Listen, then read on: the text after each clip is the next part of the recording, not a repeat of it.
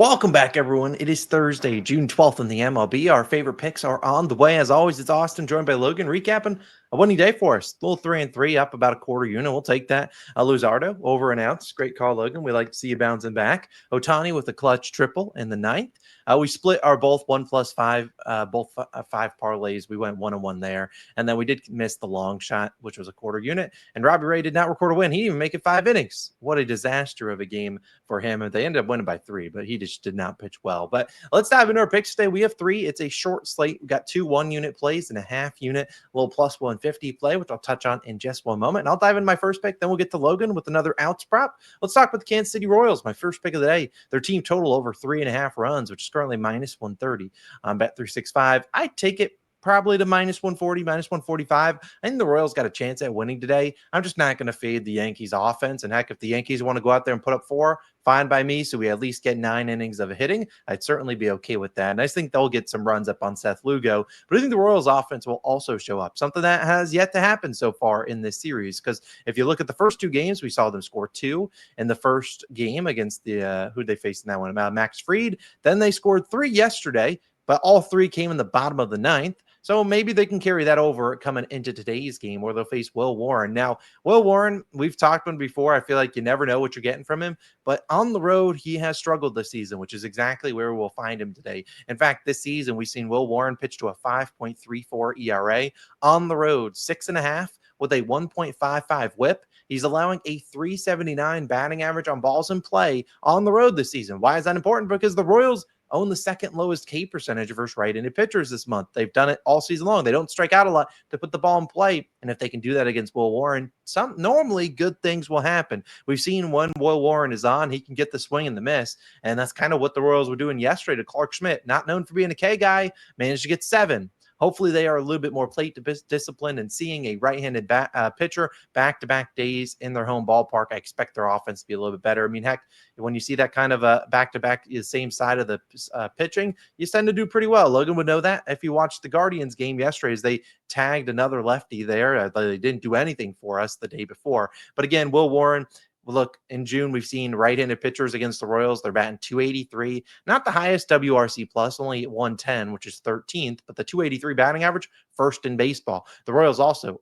the one kryptonite for them is they have a lot of soft contact. That's going to happen if you're putting the ball in play a lot. They actually have the 4th highest soft contact rate against righties. Well, Will Warren might be able to help them out because 3rd percentile in hard hit percentage. So when teams are putting the ball in play against Will Warren, they go a far distance. And we've seen him allowing a 385 on base percentage to lefties on the road this season, 278 to righties. Why is that important? Because, well, he's going to see Vinny Pasquantino. He's going to see Jack Tani. Logan loves him. We'll see Waters in there, Rave, Isbell, all those guys normally kind of near the bottom of the lineup, hopefully setting up the top of the lineup with India's, Bobby Witt Jr.'s, Michael Garcia's, and those guys. Something also worth noting, in June, the Yankees bullpen, 4.97 ERA, 5th worst in baseball. So I think we can see the Royals bats show up today. Will Warren also struggling with runners in scoring position.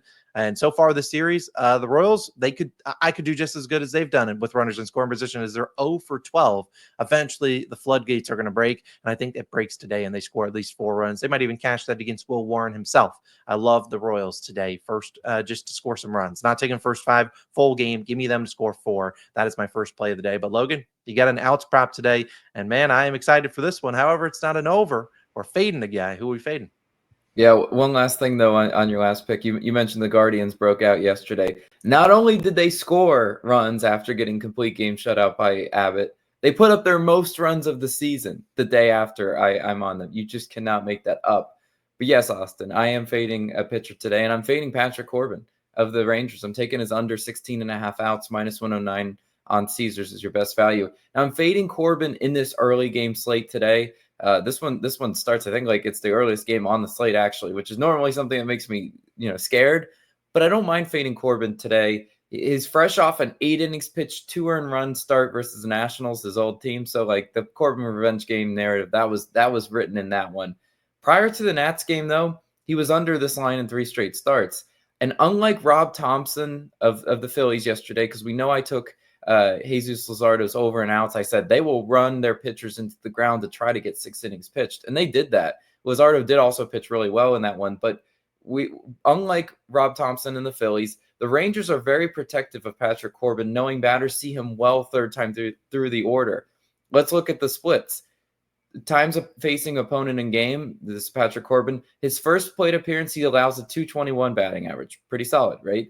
Second plate appearance, 226 batting average. Also pretty solid. It's helping to keep his ERA low. But third plate appearance, he's allowing a 318 batting average.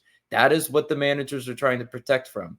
It's well known that Patrick Corbin struggles third time through the order. It's like a career thing for him. Last game versus the Nationals, where he went 88 innings pitched, the batters went one for 9 third time through. So that really helped him get, up into that high innings mark. Prior to that last outing, though, batters were 13 for 35, 371 batting average, third time seeing Corbin. Hence why he's being taken out early. I mean, it makes sense. I mean, it's just he's one of those pitchers in his late in his career like this, not a strikeout specialist. And you see those more pitch to contact pitchers better a third time through the order. Twins are hitting 256 versus lefties this month. They really haven't seen a lot of lefties though, which is why that's take it or leave it. They just haven't seen a lot of left-handed pitchers. How they attack Patrick Corbin today, I'm not sure, but I think they're going to be on him pretty early, and I think they're going to pile up the hits on him. I worry about the Twins as an offense when they're facing a strikeout specialist lefty. They're 21st in strikeouts at home. But I just mentioned, guys, Patrick Corbin is not a strikeout specialist at all. If he gets the Ks, then it's kind of an anomaly. It just means it just means the Twins are not seeing the ball well at all. And then it was just a bad read. But I think they see Corbin well today. And last point of note, he has a 5.5 hits allowed line, 2.5 earned runs line. He's under that hits allowed line in 7 straight games, and it's even odds. I'm just saying I could see the Twins definitely piling up 6-7 hits on a guy like Patrick Corbin. They are a good offense at just putting the ball in play when they face a pitch to contact guy. And the Twins also, how are they priced on the money line? We got to look at this. We can't ignore it. They're minus 160 favorites with Bailey Ober on the mound. And then Bailey Ober does not command that price. So the books are kind of baking in a more of a bad Corbin start, in my opinion. I think that's why we see the price like this. And I'm fine fading Patrick Corbin today. Hopefully the Twins bring the bats and chase him early. Love that as my favorite pick of the day. But Austin, you got a little prop parlay. Where are you going? Yeah, I'm rocking a Mets jersey. So we're going a little Mets jersey. We're going out to Citi Field where we have a little 2-leg SGP. I'm not exactly sure how many books will let you take it, but there's easily like 2 things you can take away from this one. Let's talk about Juan Soto.